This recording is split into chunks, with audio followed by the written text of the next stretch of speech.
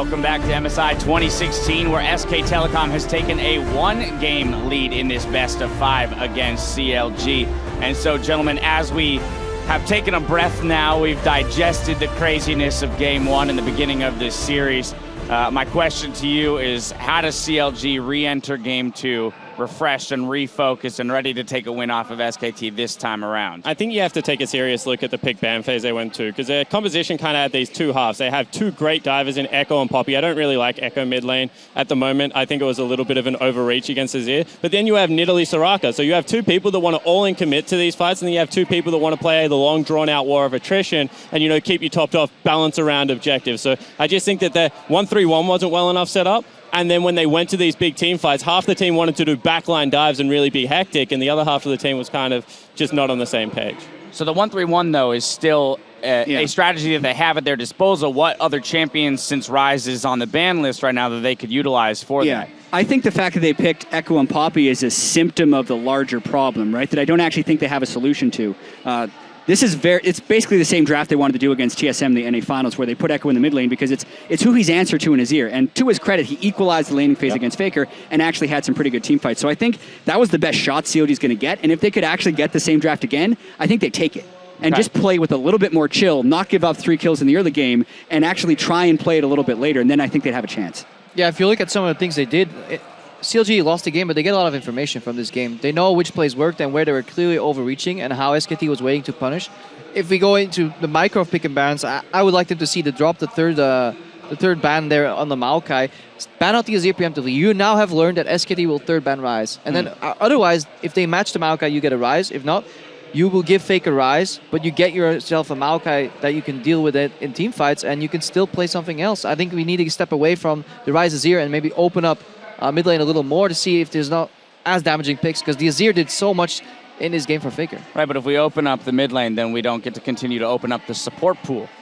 And I want to know what comes after Nami. 6 support bans? Yeah, exactly. Annie, maybe? Support in Italy? I don't know. We're out of supports at this point. All right. Well, in terms of strategy for SKT, I mean, obviously they did get the win in Game 1. And Jad, I know you had hypothesized that perhaps SKT didn't even throw their best foot forward yet in Game 1. So do you expect them, or how do you expect them rather, to turn the screws here going into Game 2? Yeah, a lot of it just seems, you know, when Koma said we'll make them fear physically, mentally, and spiritually, like that's kind of what goes into it. CLG gave them a really good shot and even had a few windows, and that didn't work. And it feels always like SKT just play cleaner and learn you over the duration of a series. Like SKT's pick and ban will change. It might even be better. And we've seen this story play out so many times where the Korean team has the first game that looks close and the rest of the series gets progressively worse. That's what I'm afraid of for CLG.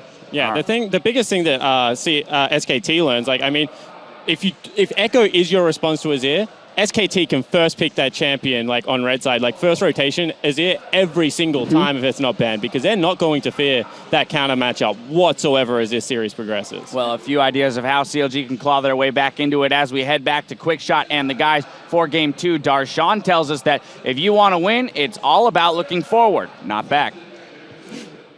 I think it's always important when you're playing a team game that you have to realize that no matter what happens in the game, somebody on your team makes a bad play, something bad happens, that you're constantly focusing on what you can do and what you can focus on instead of focusing on the negative. And I think that's something we've improved on as a team, which is always focusing on what's next, how are we going to win the game, and actually not giving up. Because even if you're down 17,000 gold, you can come back.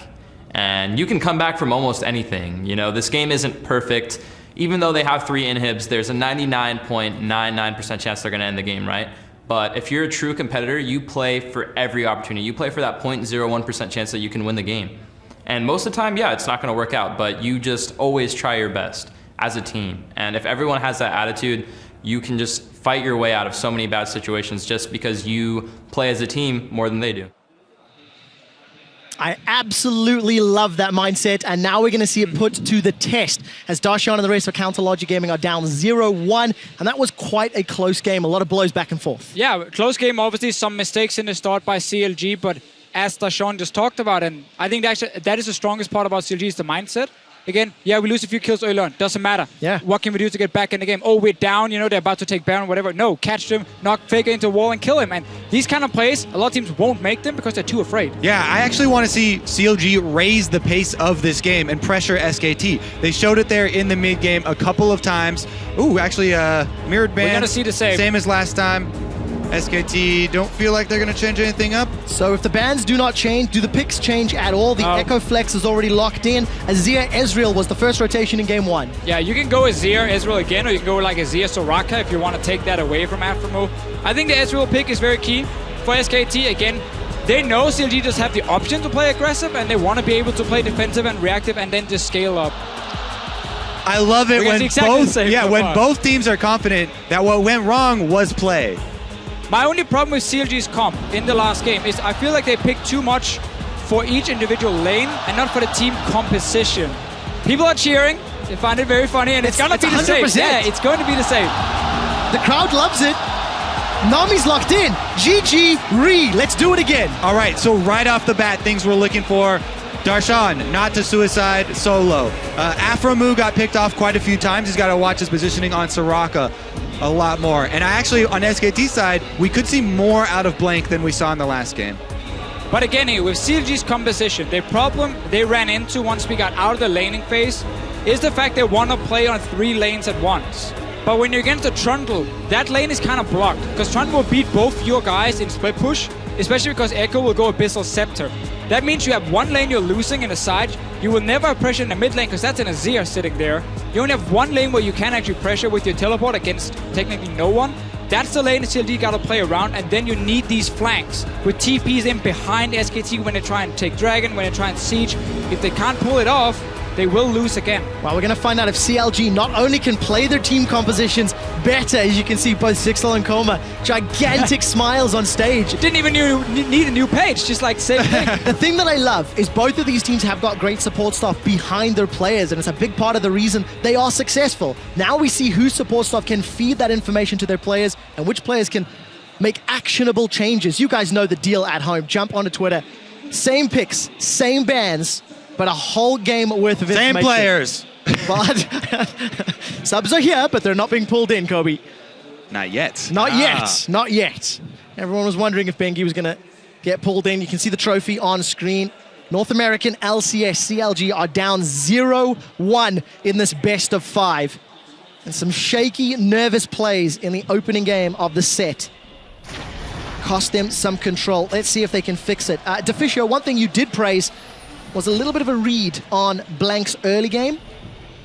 Challenging around that Raptor, trying to push into the jungle, but then they bit off more than they can shoot. Right, I mean, SKT, as we talked about, when they have lane swaps, like to move Blank into the enemy jungle on the opposite side, so like down here near the Raptor camp, enemy red buff, see if you can steal that away in the swap. But as we talked about, Aframo invaded, push him off, invaded into his jungle, delayed it. We're basically setting Xmithy up to become a monster in the jungle against a very underfarmed Elise, but then all the kills happened. And again, CLG do want that lane swap, but they don't have deep wards to work with. Change from the previous game. Well, there was a number of wards placed. No shuffle just yet, although you can see Stixxay and Afro retreating to the jungle, and with Darshan coming down, it looks like that lane swap will be initiated. And it's an interesting thing because 2v2, CLG will actually do fine.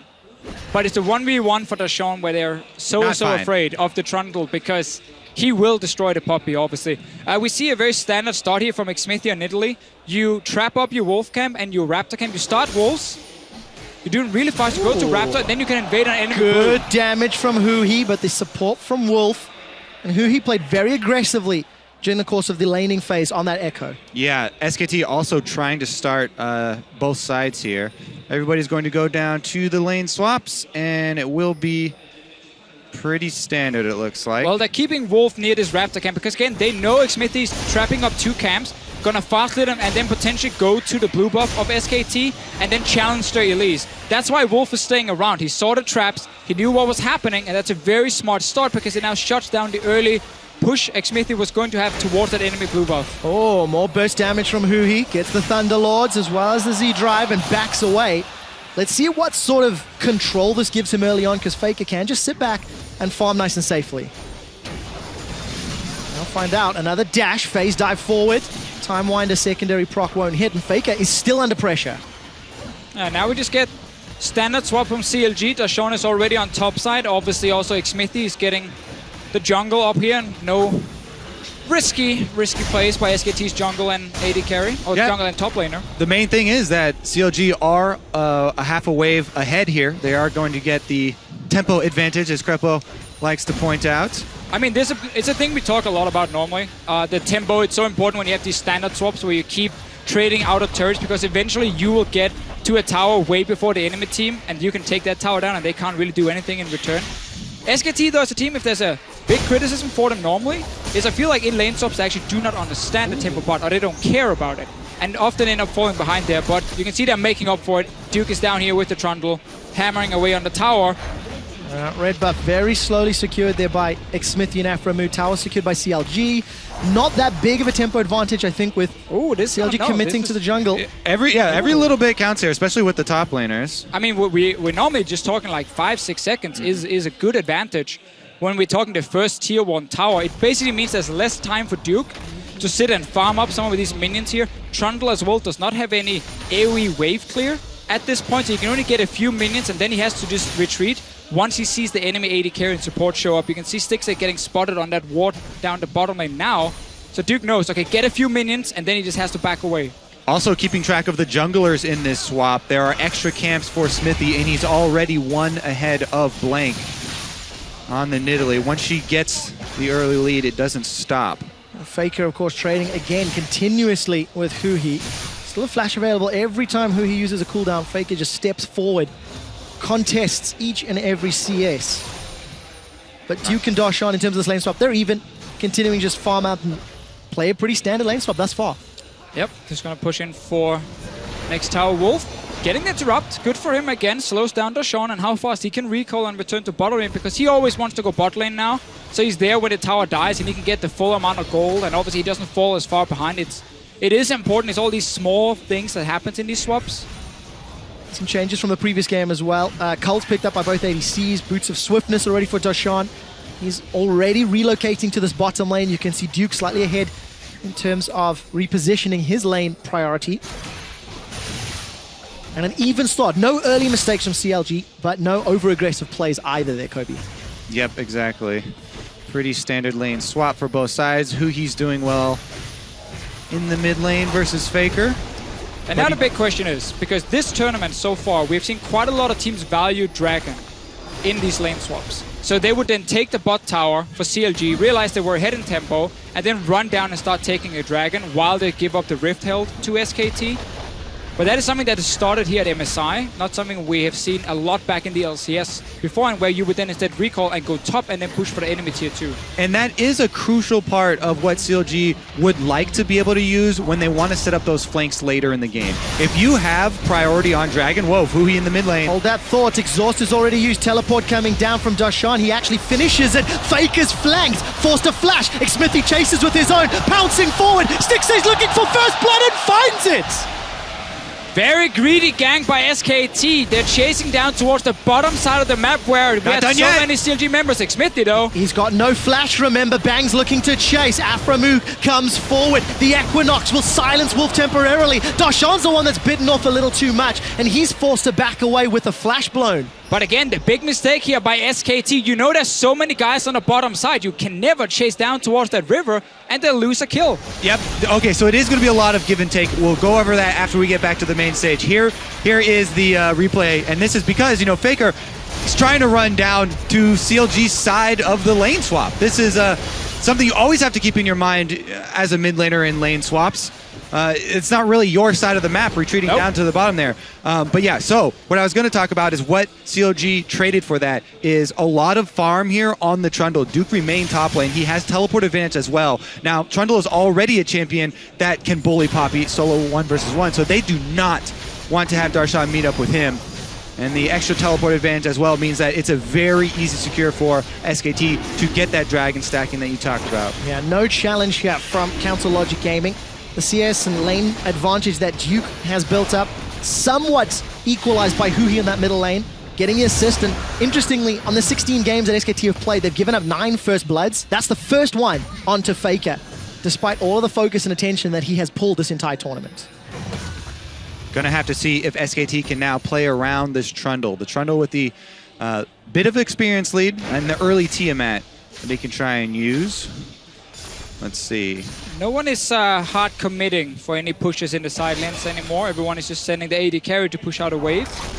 On his own though, so he's just actually gonna push the minions straight into the enemy top laner. They're gonna catch whatever they can. And again, that's why we've seen some changes this tournament to the traditional Western lane swap. And it's more about securing a kill in mid lane, getting an early drag and start stacking there instead, and less about pushing for a tier 2 tower. Yeah. Early level 1 Nami ganks, early level 1 Sona ganks. Different things. Exactly. And of course, first blood in this particular game picked up by Stixay.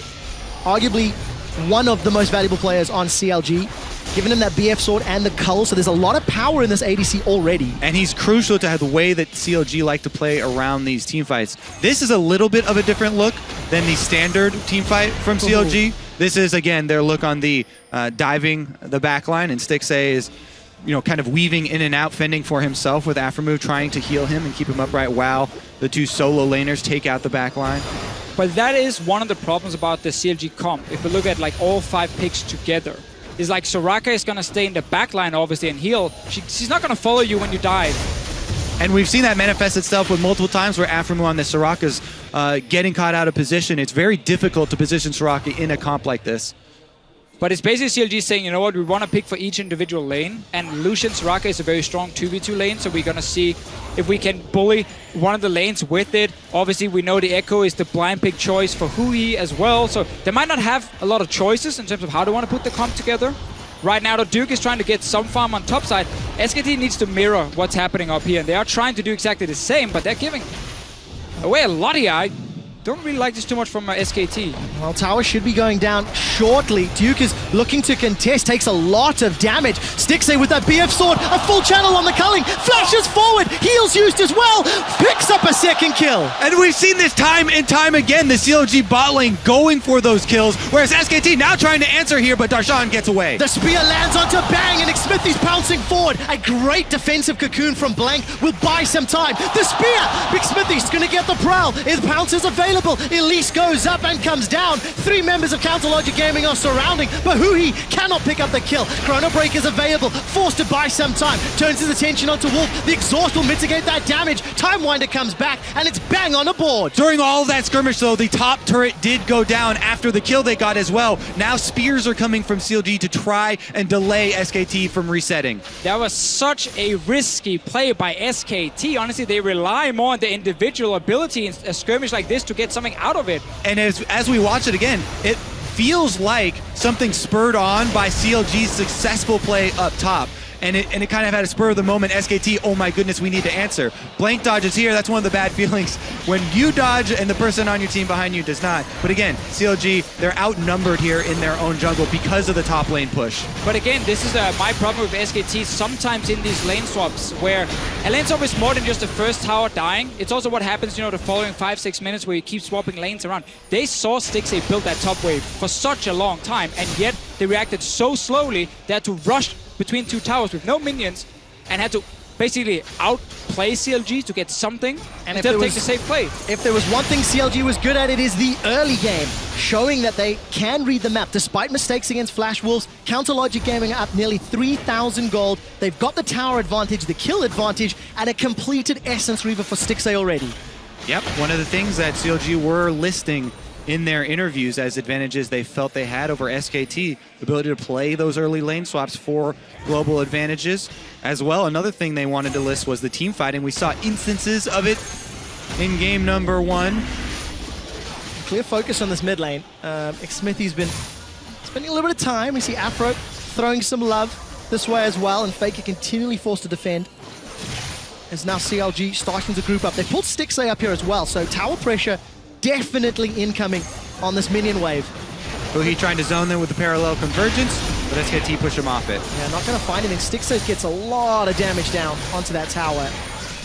Then though, SKT because again they started losing in these side lanes before, and now under pressure. You can see Bang is all alone bot side pushing in, but that's just going to be picked up by CLG. Obviously, yeah, the reaction here from CLG, they immediately pull back off of the press on mid and send 6A down to collect the gold bottom. As soon as they saw Bang switch gears in the side lane, you see him try and shove it as quickly as possible. 6A does get there in time for the cannon and the second melee. Oh, it's just a very safe play by CLG. They're not going to lose anything by moving mid lane and just get a few hits on tower because they see the Israel on bottom side, wait for him to slow push it in, and then walk down and pick up the wave. So they're in control at the moment. Yeah, and I think that's an important adaptation that CLG have made. Before we saw them go for mid lane dives at that time. So good. Here they go for a mid lane pressure play, but this time Faker goes down to the bottom side where SKT do have control of the jungle. And look at all the vision.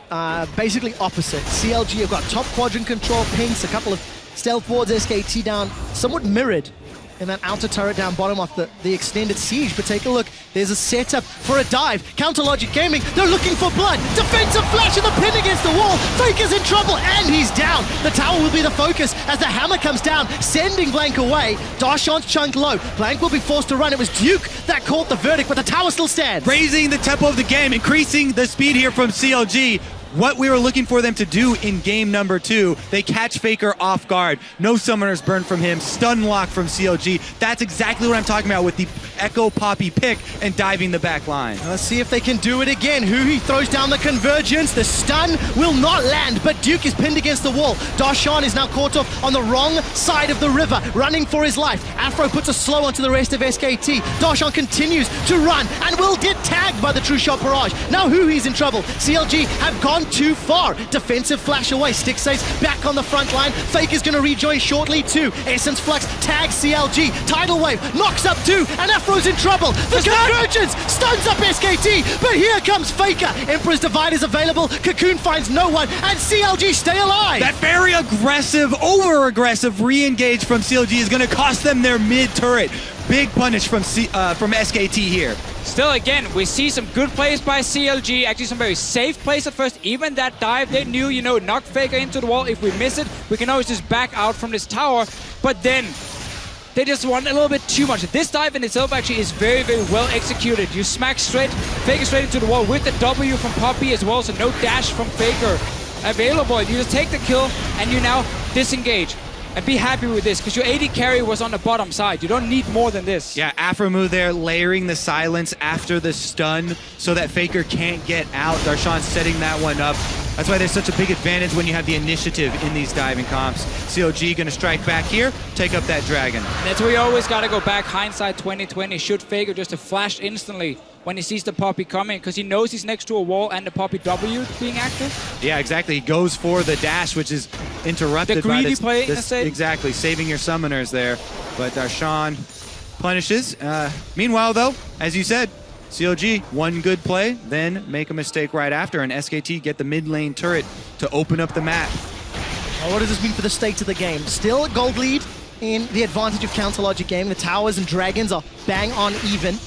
And SKT have still got that monumental advantage with Duke's Trundle. He's still up 20-odd CS. We know how he's going to be able to out-duel the answers CLG can put forward. Right, and it would be the same if he was even in farm. He would still be able to win that 1v1. He's building purely for 1v1 with the Ravenous Hydra, as well getting that sustain after Titanic nerfs happen. So it's basically about where can Huhi go on the map now.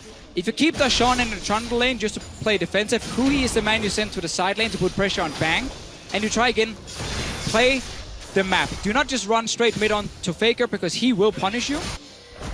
Exactly. They need to play with the double teleports here, look for those flanks. They have the teleport advantage ×2, since their mid laner has it as well. And they want to try and catch Faker off guard again, jump on him like they did before. Now we need to look at it from SKT's point of view, though, completely the opposite. Definitely, yeah, because obviously SKT wants to team fight with the 4 members in the mid and have the one guy split pushing in a 1-4 composition. So for them, if they can ward up the river and just kind of play reactive at the moment, it's fine. Once they start seeing Huhi split push on the bottom side, though, they need to be ready for these TP flanks to happen. They need to be ready to make a play themselves, but know which wards are behind us, how can we avoid a potential engage. That's where Nami does well. If someone TPs on a ward, you can actually time it with Bubble or Tidal Wave and stop that flank then. All right, going to help out if Wolf is in the right place at the right time. There's not a lot of deep vision for CLG Gaming to make use of. SKT going with a flank move here. Actually, they've got everybody mid. Smithy's going to sidestep the tidal wave, is slowed by the Tidecaller's blessing, and forces a flash out of Smithy, but they defend the tower. Yeah, definitely needed kudos here for Wolf on this Nami pick. A lot of people questioning it. He's had some key bubbles. Gets a summoner spell there, SKT with the side swipe. And this was exactly what we talked about. As soon as SKT sees Hui on the bottom side, they can't really send anyone to stop him because they don't have a double teleport set up. So they had to make a play mid. And because CLG pushed up the tower, they actually went for the play. Hui is not going to find the stun, but he's got a lot of burst damage. Chrono Break damage will not apply. Teleport comes down from Darshan. They're going to continue to fight. Faker forced to flash away. Now Hui's running for his life. A pin against the wall from Darshan, and he gets the kill. The wind-up, the hammer. He sends SKT away, and they find a kill. They find a tower, and CLG break it open. And that opens up the map because they strike on the bottom side. All of SKT reacts. They collapse down there. Then CLG moving across the map, take down the outer turret as well. And of course, in comparison to game one, this time round, CLG make the TP plays work. They find the kill and the objective. And this time you get the Echo in the side lane against the Azir. So Faker takes this fight, obviously because he knows he can get teleport as well, but that's a 2v2. And I want to look at Faker here just before he goes down, because Wolf is coming with heal ready, but he doesn't use the heal, tries to bubble instead, and you see the heal there in the very second. So because Wolf valued getting a long-range bubble, and he actually thought Faker was going to die instantly, I think, he didn't get to save him. Caster curse of complementing the bubbles there. Uses it over the heal, and Faker feels the pain. Darshan with the walk-away explosion kill. Second half of the Q damage there. And also important to note, Duke TP'd in to equal Darshan's TP, so now Hui TP again. advantage in favor of Hui and CLG. Same setup for CLG. Put Hui in that side lane and make sure that he knows it's only one guy he's fighting against. Now obviously there's no teleport to back him up from Darshan. And no need to rush 5 versus 5 if you are CLG. But if you get the flanks and you can like split up the fight as a 1v1, 2v2 in the middle of this big team fight, Darshan then CLG does well. Does not have teleport to get out of this. So his best bet right now is to try and run them around the map and waste their time. CLG, again, we talked about before though, trying to punish. Oh, can he recall? Nope. No is the answer. No flash available. The verdict will come up shortly, and some minion taxi can take place. Let's see what else can CLG take. Exactly. They're not really in the position to punish here, so Darshan is going to go down, and SKT should probably be able to recover afterwards and go clean up the mid wave that CLG are trying to push. Look at the mini-map, though. Smithy's run all the way into the jungle of SKT and placed a number of wards. That pink ward actually has been there for a very long period of time. And CLG will at least have some options to use the TP in future. Yeah, very big pick there for SKT. Needed gold to get right back in this. Doesn't cost them anything. They're able to recover right after. But a big mistake. From CLG, for sure. Never, ever, ever start split pushing unless the rest of your team is ready as well. You want every single lane to push at the same time, so if they run 4-man bot, you just take a mid tower instead. Exactly. The reasoning behind why CLG aren't able to punish for that. The reason we say usually when you run the team around like that, the rest of your team gets to punish on the other side. Nobody in position there to make it happen. Just, again, a mistake we see from some top laners where they value getting that one extra wave pushed up and then don't realize the rest of the map is not in position, because it's always about pushing the waves first, make the plays after. We'll find out how CLG bounce back. 10 seconds till the next dragon. CLG Gaming still are in the lead with towers, with kills, with gold. But the next contest, the Dragon has been a pivotal point already during the 2 games. Yeah, and another thing that we do need to look at from SKT's perspective is the vision game. Not only did they get much needed gold from that pick, but they got to lay a bunch of vision down setting up for this Dragon, which they desperately need to work around because, again, the pink wards behind them, watching out for these flanks is very important. CLG are actually making a move up on the Baron side and just give away this Dragon. So SKT, basically, one of the other ramifications of that last play where Darshan got caught out is this Dragon control. True Shot Barrage was used to scout the Baron. Obviously, no one from CLG was there. He set up on the bottom lane with teleport available and is going to go toe-to-toe with Duke. Duke's already used Subjugate, so that healing will be up. Yeah. He's forced to run for his life. Does not want this fight. Not forced to use anything more, though. Hui tried this last game, and exactly the same thing happened. Faker doesn't want to let him get away with it. Oh, Chrono Break and TP are available. He's going to run for his life. Faker is looking for the kill. 2 members of SKT chasing onto CLG Gaming's mid laner. Flash is coming up. TP's available too. Echo's a much quicker runner than Poppy is, though, and Hui can buy a lot more time. Again, let's look at what our CLG trying to do on the outside. They're just waiting around and actually losing out on the minion wave control of mid as well. The rest of CLG moving towards but they're going to go. Faker is going to continue to chase. Faker's going to find Hui. Exhaust has been used. Good damage, though, from Hui onto Faker. Duke has teleport as well. Remember that. The threat. TP available for Duke. This could be a 4v4. No stun onto Blank. That means CLG will look for the disengage. Bubble, not going to connect, and CLG back away. The second time that SKT make a side lane pick, and CLG are not able to punish them for it. Plus, Duke continues to push on bottom. That's an extra turret on top of it. You need patience when you want to make these plays as CLG. It's always one individual member saying, I don't care where the rest of my team are, I'm going to try and make a play in a side lane.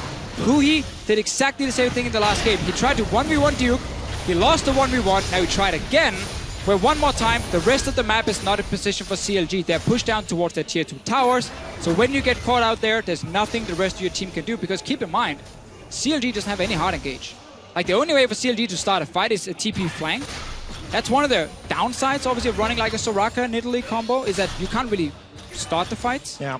So in case, you know, or if we saw more engaged on the side of CLG and they started making these 1v1 plays, 1v2 plays, then they can force something. But that's not what their composition is supposed to do. So CLG Gaming not really playing to the core tenets of their team composition. And, you know, some credit to SKT, not flinching, despite being down in gold, despite being down in some of the global plays. I want to just mention, when SKT lose games, they've lost 5 this tournament, they average a 48-minute game time in their losses. That is how hard it is to beat SKT. And despite the small advantages CLG have, they're giving away any of those early leads and allowing SKT even more opportunities in this game. And a lot of it comes down to the fact that SKT makes a lot less mistakes than other teams. Every team will make mistakes from time to time, but just depending on how many do you make. Set up down bottom for CLG as the mid lane gets pushed off, but the 2 solos are going for the kill on Duke. All right, Duke should walk into this convergence, realizes where it's coming down, turns his attention. That was a flash from Hui, looking to continue to tag. Duke failed flash! That's the mistake that Official was talking about. Look at the rest of SKT. They peeled for Baron. Yep, this time they're the ones starting Baron, but the 2 solos have teleport. So again, it's a Baron without threat, and the spear lands. That's a lot of damage onto Wolf. The tidal wave from Nami and the bubbles. Wolf is the sacrificial piece of sushi. A defensive flash. Afro gives up his life to save his ADC. Bang! Flashes and Arcane shifts forward to find another one. Xmithy misses a point-blank spear. You cannot afford that. Here comes Hui. He's looking for Blank. He's going to even it out. 2 kills apiece. Faker wants to reply in kind. Soldiers secure 1. Now there's 2 members of CLG looking for the kill. They take down Faker 3 for 3. That was supposed to be a massive fight for CLG after getting that kill in the bottom lane, TPing into the Baron, but SKT, they managed to get a few kills. Stixxay, Afromu, they jump too aggressive, they go down, but still, CLG can at least get some damage on mid tower. Exactly, Stixxay, we always talk about how aggressively he plays with this AD carry. A bit too far there. Afro has to go in to try and save him, and then they both end up dying on the outside. Yeah, I got a little bit too hyped for CLG diving in here. Look at Stixxay. The first dash in on just Bang to get a big chunk was advised. However, the second one there for Stixxay to go in ends up costing them huge. The solos are able to clean this up though and capitalize after, at least making it a wash for CLG. But again, SKT, actually Faker uses flash aggressively to answer that kill. I think we just saw in the last minute how every team will make mistakes, but some teams make more, and it's also about can you punish the mistakes. Right here, massive mistake by Duke, first of all being caught out, then flashing into the wall, but then CLG couldn't punish further, and therefore SKT managed to even it out and not lose Baron. Despite the even kills, CLG had to invest 2 teleports for that. The one way that their team is looking to open up the map, and now Duke can split push and teleport in to his heart's content for the next few minutes. Right, the way that SKT want to play this game is slower and calmer. The more flashes that are gone, the more teleports that are gone, the more variables that are gone for SKT makes it much easier for them to try and play their standard team comp. I know we're very even in this game, but CLG already showing up a little There's better the in flanks, game though. The two. flanks are coming in without teleports. They don't need it. The parallel convergence stuns up SKT. Tidal Wave will allow a kill though onto Huhi, and CLG are forced to run for their lives. They simply didn't get the damage down. Blank was able to repel up. Stixxay still putting some burst outs. Yep, the great stun lock there from SKT. Huhi doesn't get to get his ultimate off. I think he was just on the edge of the parallel convergence as well, and it cost CLG that play. Good engage though from CLG, knowing Faker had no flash. But then suddenly the Echo goes down. Still no hourglass for Huhi. Once he completes it, it's going to be big because then he can start really diving in. Obviously still if you get bubbled or cocooned, you can't really do a whole lot. Aphromo's ulti also came in after Huhi had already died. Darshan? Whoa, very risky here. aggressive. Bang can close in. Iceborne Gauntlet as well. Darshan takes a lot of damage from Bang already. No flash, no verdict. Afro's the target. True Shot Barrage will tag him. Here comes Faker and Blank. Special delivery. Afro moves down. SKT find another kill. One of the big things for SKT in the way they play against this Soraka with the Nami is they have these extra slows coming in with the Nami, applying it obviously with the E to auto attacks. Also the long range ulti from Nami to try and catch this very immobile support, and see what happens here. Let's take a look. Parallel convergence will not be tagged. Huhi's under some threat as Duke's looking to run him down. Defensive culling up north while Huhi chrono breaks back, gets some damage. Looking for Wolf, but I think it was exhaust, so not enough damage to find the kill. And CLG give up another kill. They're hemorrhaging gold. They're hemorrhaging control to SKT. Control around the entire map now for SKT as they're going to clean out vision around Baron and set this one up. I was saying before this passage of play that CLG was showing up a little better in game 2 than what we've been seeing. Last time SKT played RNG or when they played against Fnatic and IM. You know, Oh, those yeah. 3-game series. I mean, CLG is doing a much better job than we've seen in the past against SKT. Look here. The cocoon on the edge of the parallel convergence. And then he actually jumps straight into the bubble right after, so he couldn't even outlast if he had it. Ends up So going down. close There's the there. ulti from Aphromo coming in as well after who had already gone down. And small things in these fights, but SKT keep looking for the flanks, and they always go for Huhi. When he jumps in, it's like, get the cocoon, get the bubble. It's one point of CC on him, and then try and burst him down. I'll take a look at the goal difference here. CLG held the lead for the better part of 26 minutes. And the last few just being picked off, just, you know, chasing the loss maybe, as SKT have regained control of the map, of the game, and the gold. And as you said before, CLG, they are playing well. You know, they are going toe-to-toe with SKT. And that's more than we saw from Fnatic if we go back to IM finals, obviously, where SKT won 3 games fairly quickly.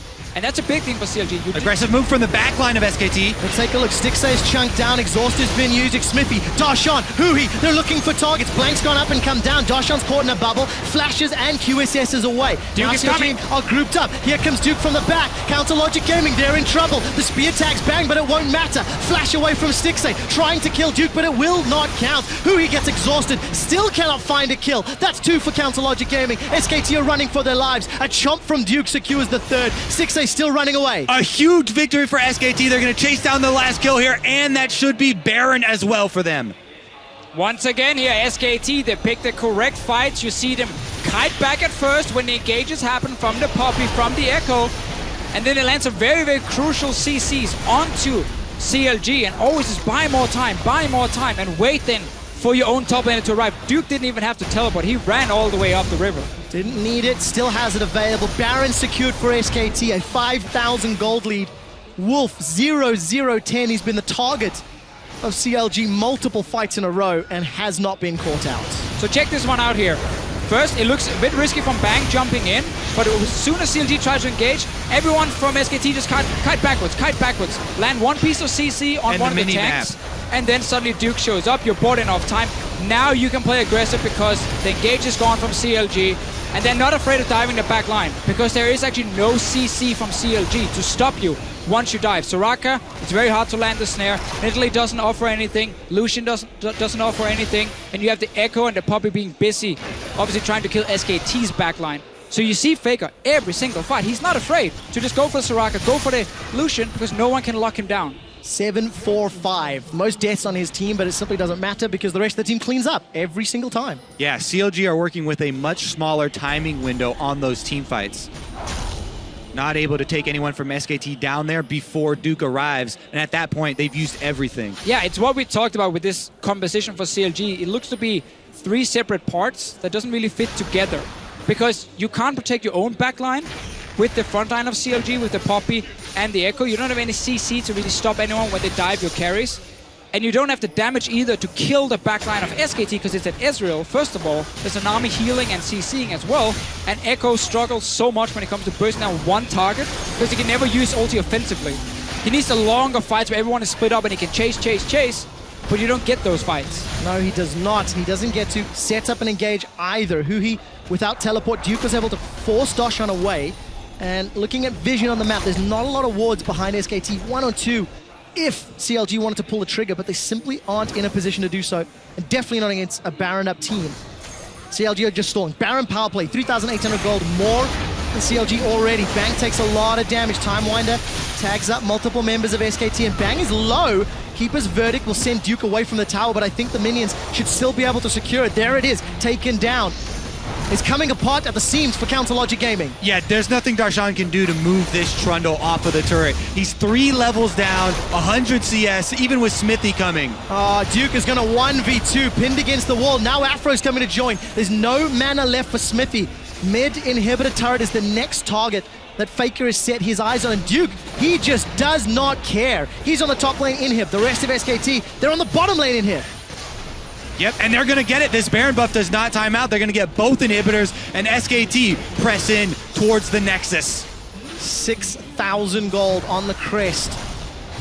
3 inhibitors. This is a fantastic Baron power play. That's going to hit 7k. Afro moves the target. Parallel Convergence will not be able to really tag anybody out. Blank is low, but it doesn't matter. Smithy forced to retreat. Duke's now forced in the front line. There was a TP in behind by Darshan. He's looking to do something, looking to set someone up, but he's got no hammer to knock people away. They have to make a desperate play right now. They are going to try. Fake is going to use the Divide to kill Stixxay. Sends the soldiers forward. SKT with the Baron up minion or warring out. They're still waiting for super minions because it's still the normal minions just buffed up by the Baron here. Maybe some kills. 5v4, Darshan forced to flash and QSS away. Parallel Convergence will stop only Duke as the rest of SKT, they set their sights on the Nexus turret. It will fall in a 5v4. SKT look to take down the Nexus, look to take down CLG Gaming, and takes a few more hits, and they are 1 win away from the mid-season Invitational title in 2016. And what an accomplishment that would be for SKT and Korea. This team would be able to claim the IEM World title, the Riot World Championship title, and MSI. Not to mention another LCK. 3rd in a row, 5th in total, consecutively. But CLG are not a team to give up. They're going to make SKT work for it. There's one thing that CLG have proven this tournament is they can play against all odds. They can surprise, and now with nothing left to lose, does this unlock them? Because the same strategy did not work twice. I think CLG as a team have shown they're good enough to play the first 30 minutes against SKT, but I think their own composition hurt them. I don't think they're able to properly execute a team fight with this composition. It is too difficult to rely on your Poppy Echo to assassinate someone in that back line, while your own AD carry and Soraka can kite away from the big troll, Faker diving in every single time. That's why we've been talking about the popularity of these Azir comps with the standard front line and the defensive supports coming in. The margin for error, if you're trying to attack it with something like CLG are trying to do, is very small. And not only is there a timing window on the team fights for CLG, there's a timing window on the game. But we saw some mistakes from CLG we don't normally see, where suddenly they're trying to randomly split push. Like, one guy wants to be the hero in the side lane. He ends up, obviously, twice happened, 2 different people end up getting caught out while the rest of the team are not in a position to do anything. Those kind of mistakes you can't make, because if you play this 1-3-1 composition, you don't want to go full late game. You don't want to get to the point where all you can do is bait a Baron, because then SKT's composition will be more than fine. And it has proven to be the case. CLG Gaming, they showed up better in Game 2. They didn't make the same early mistakes. They played the lane swap actually better. Better than SKT. Think of that in a tower trade up top with the dive first blood into Stixxay, a secondary kill as well. Do they change picks and bans? Or do they say, look, best of 3, we've lost it, already 2-0. But as great as a meme as it would make to lose with the same exact picks and bans 3 games in a row, I think they are going to switch it up. So if CounterLogic Gaming are looking forward, where do they change? Do they potentially allow the Maokai through? Do they, call the bluff, ban the Azir? I mean, these are really tough questions. The biggest question mark is the mid lane to me, because if CLG do switch it up, it has to come from the mid lane pick, and Faker has so many answers that he hasn't had to show. Well, Deficio, unfortunately, going to have to hold that spot fine, for we got now. an analyst desk. We're going to head over to the analyst desk to find out how SKT picked up game 2 win. Thank you very much, gentlemen. Don't do our jobs for us, otherwise we won't be invited back next year. SKT starting 2-0 in this best-of-5 series. But the story of this game is CLG walking in and saying, we think we could have won game 1 if we had played it cleaner, if we had played it smarter. And SKT stares right back at him, says we're happy to put that to the test. They do that, they come away with the victory here. Yep, the mental and physical warfare. Like we said in the last analyst block, that I thought if CLG got the same composition again, they would take it. And they could get the same composition again. But as Spawn actually pointed out in our last segment, it was flawed. Yeah. I think the biggest thing that this game taught us was they had a 3,000 gold lead, I think, at 9 minutes. They were playing the lane swap better. They had huge tempo advantage. They were making all the right decisions. And SKT actually got desperate. I mean, they dove a tier 2 turret and were trying to take out CLG members and get pretty aggressive on them. And CLG had the answers, but they still ran into the same roadblocks as the game progressed into the latter stages. Yeah, CLG with this composition, something we didn't see come into play last game because there was this really weird level 1. They actually have a really sweet lane swap in the sense that Soraka can AoE minions or make tanking more efficient with the health transfer. Lucian has AoE for minions, Poppy has AoE for minions, which means when you're tanking the minion wave in front of the tower, you can use your spells on the minions, all your auto attacks on the towers. This gives you a quicker lane swap, avoiding the word tempo here because people are tired of hearing it. But yeah, you're more faster paced on your lane swap, and it gives you advantages. CLG actually lost a couple of them. Darshan didn't push out some creeps at one point. He got caught basing by Nami, so CLG could have even gotten farther ahead in the lane swap, but they eventually got another boost once they took down that tier 2 tower in the top lane. Yeah, let's take a look at that because, again, when we look at 2 players on CLG that we hope will take them to the next level, Aframu and Stixay doing work when pressuring that tier 2 in the top lane, also picking up a kill on Duke.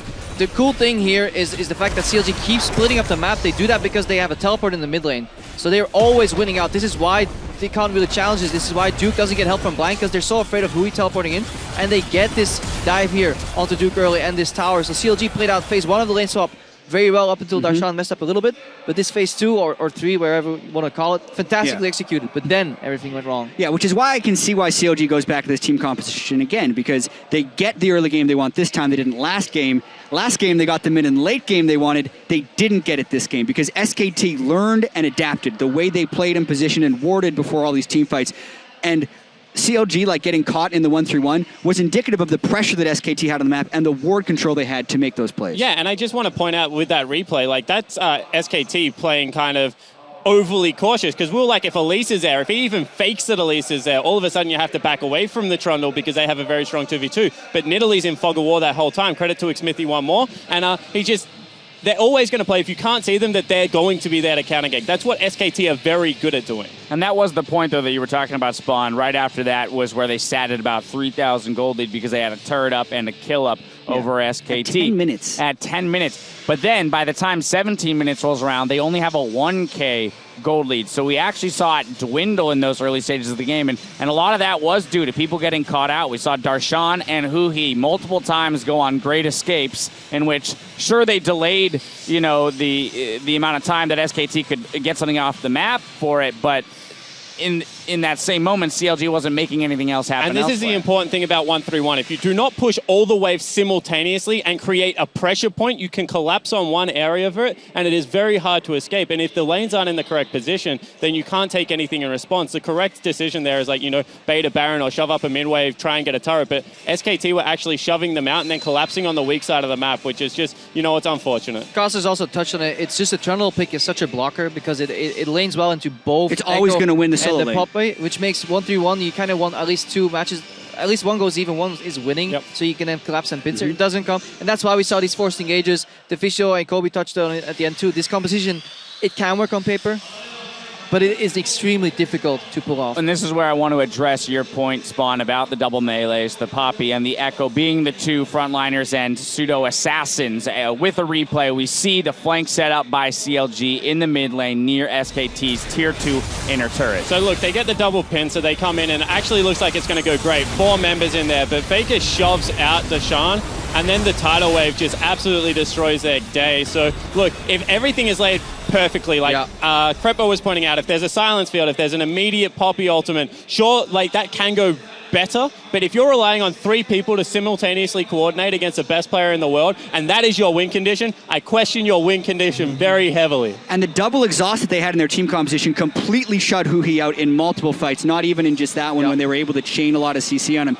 And he tried to adapt too by going Mercury Treads pretty early on in this game, but you could really just see the way SKT adapted to exactly the same team composition with their play in team fights and was just much better the second time around. Yeah, SKT was a lot more ready for these fights. If in an ideal world we get that replay again, we see flash silence at the 4, suddenly they can't flash, Darshan knocks them all up with an instant ulti, yeah, the wombo combo is there, but they don't pull it off. But if you look at SKT, what they were doing, good awareness. Wolf was buffering his exhaust, which means when he was constantly clicking exhaust onto Huhi, if he R's back, it works, then he cancels the exhaust, buffers it again, because every time, or nearly every time Huhi jumped in with his ultimate, he was already exhausted by the time he landed, and that's not reactively. You don't have that speed, so that's the beauty. If they were more ready for the team fights, they saw everything coming, and SKT showing why they're favorites clearly to take the series. Now, CLG, very little wiggle room with that comp, very little wiggle room in the series. Now, SKTelecom T1 has brought this series to match point, and CLG need to come out swinging to stay alive in this fight. Game 3 is coming your way, so don't go anywhere. We'll be right back.